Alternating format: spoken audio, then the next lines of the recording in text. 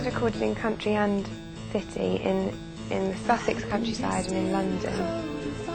And in the Sussex countryside, I think I was very much in a mind of experimentation, especially with the recording process. I wanted to push to try and record more unusually, and Horse and I, the first track on the album, we recorded the lead vocal on, we made like a 50-foot lead for the microphone, and I wandered into the forest and it was raining and it was dark, and I sang the whole lead vocal with my eyes closed, just feeling the rain around me, and whenever I opened them there was just fields for miles with mist rolling.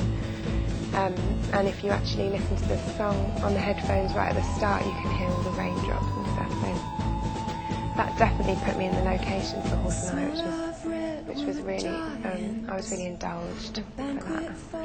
And then the backing vocals on Mother C, we took the microphone again out of the vocal booth, and so we moved up into the bedroom, which was this old kind of lofty bedroom with beams, and Caroline and I got under the duvet and sang like little children having a sleepover party.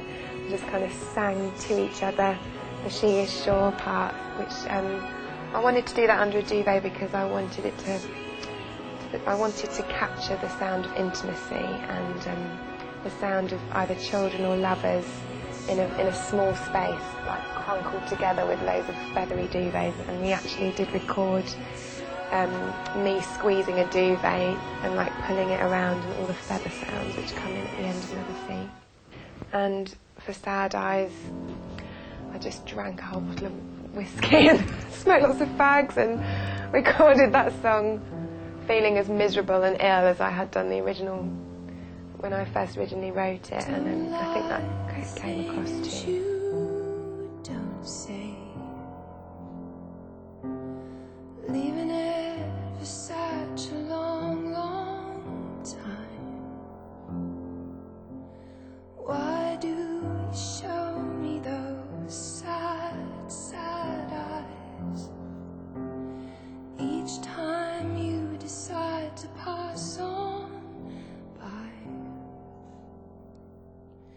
When you smile, those sad eyes look sadder and sadder still. All of the songs I wrote on the album and demoed just in my bedroom, because I'd learned how to do kind of small home studio stuff in my degree. So I produced those myself. So I'd have the vocal melody and the chords and bass lines and beats and little string parts, and I'd layer those all up. And then as we started to take it into live, I think the girls I worked with or are working with now are just fantastic, because they're able to take on those elements that I've composed, that I want in there, but they sprinkle on their own little magic and bring in their own personalities and their own. We kind of change the arrangements and use the instruments that we have as part of our palette of instruments on stage. So, the strings come in there, and the big marching band drums and auto harps, marxophones, organ sounds, and so we have this kind of different percussion, and it feels almost like you're at school in the music class with all these goodies that you can just pick up and play, and it's working with Lizzie and Caroline and Abby is great, because all of us play a multitude of instruments, and so feel confident picking up different things, and then we can just let the songs breathe into life live. And so I think that was very different to the recording process.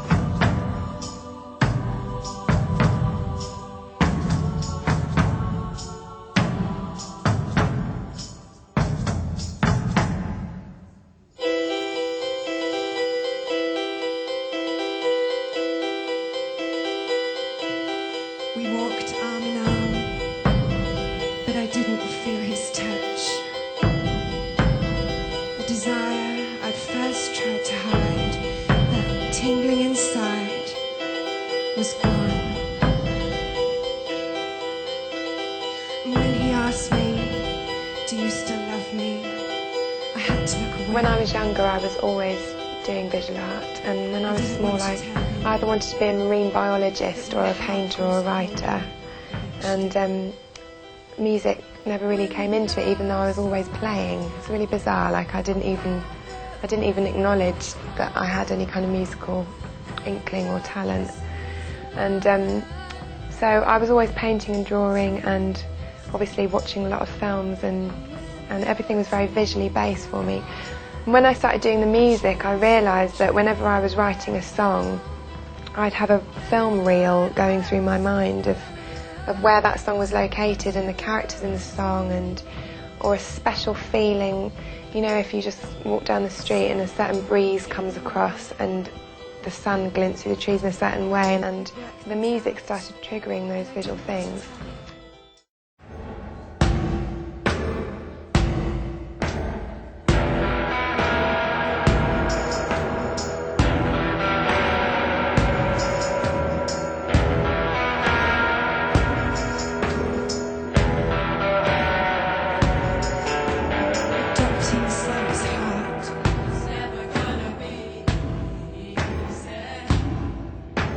Changing from black to blonde to black to blonde, Sarah. But on the dirty tarmac of a melting away, gave me her clothes and told me to take her place, Sarah.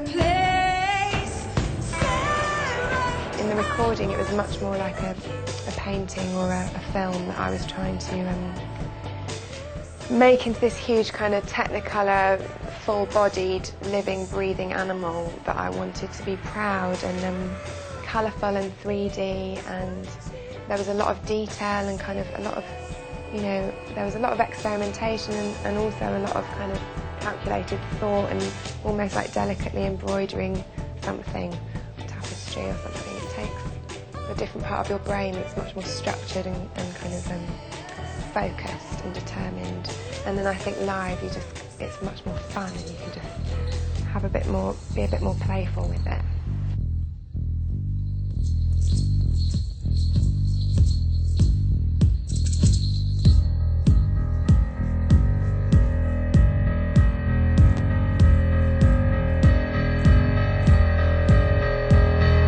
Trophy that I made for us in fur and gold got into the wrong pair of hands, and truth was sold.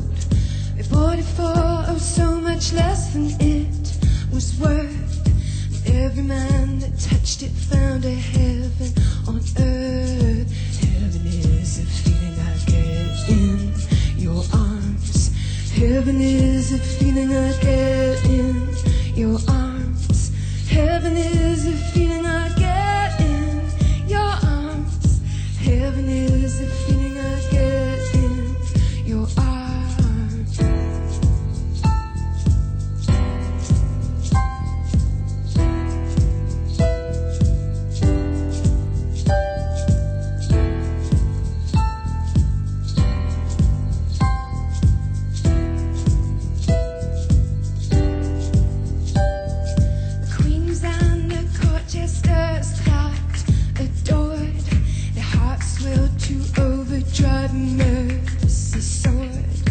Mercy this and mercy that, let justice prevail.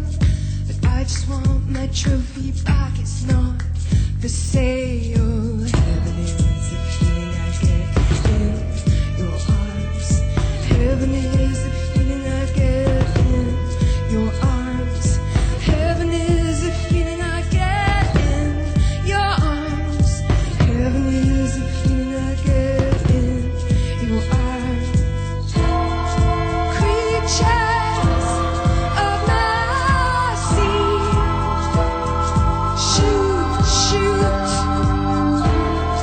Shoot them down and set me free.